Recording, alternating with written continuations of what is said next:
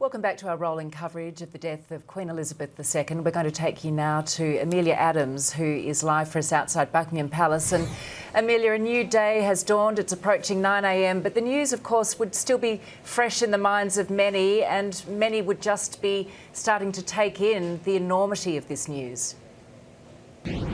Yeah, that's absolutely right, Georgie. I have to say, I've spent a lot of time here outside Buckingham Palace over the past few years, and you really can sense a shift here, that things are never really going to be the same after the passing of the Queen, and crowds have been coming all night through the darkness and through the rain to lay flowers, to lay candles and tributes, notes.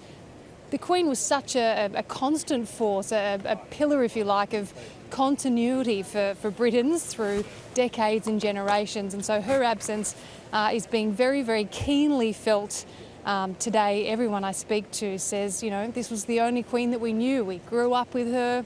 So it's very much the end of an era, but of course it's also the beginning of a new one. And King Charles III is on his way to London, where he's going to meet with the new Prime Minister today, and then he will address the nation and the world, his first public remarks as monarch. So that will be a very, very significant speech when we hear from the new king, who will no doubt also reflect on the passing of his mother on an extraordinary day here in London. Georgie? Indeed. Amelia Adams, thank you. Well, Queen Elizabeth II, a remarkable reign, a remarkable woman, and she lived this long and fulfilling life. Of course, it hasn't been without its challenges, but she's dealt with them with dignity and with grace. She loved her country so much. She loved the Commonwealth, but above all, she loved her family. Growing older is one of the facts of life.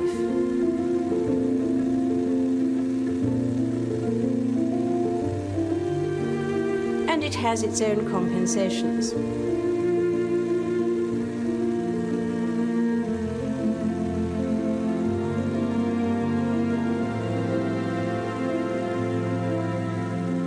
One of the joys of living a long life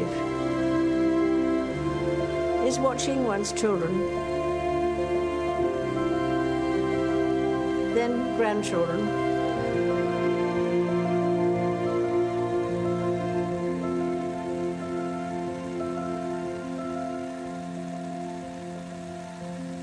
we can't be certain what lies ahead for them.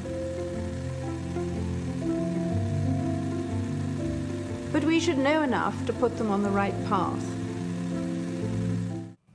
Well, a treat to see such private images of the royal family, and quite playful ones as well. Yeah, and a beautiful insight to the mother, the grandmother and great-grandmother, of course, that the Queen was, and how this will touch that family so much. But they take great strength, as King Charles III said, from the public outpouring that has come in the wake of all of this. They're going to need a lot of support, that's for sure.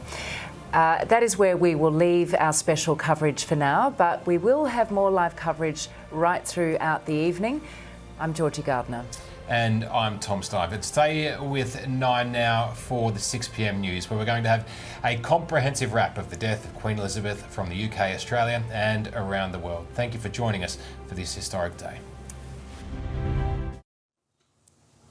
Good evening. The world is in mourning following the death of Queen Elizabeth II. Welcome to this special edition of 9 News. Her Majesty died at her home in the Scottish Highlands, aged 96, ending an extraordinary 70-year reign. Her passing has triggered an outpouring of grief for the loss of a mother and a monarch, a woman universally admired who devoted her life to duty.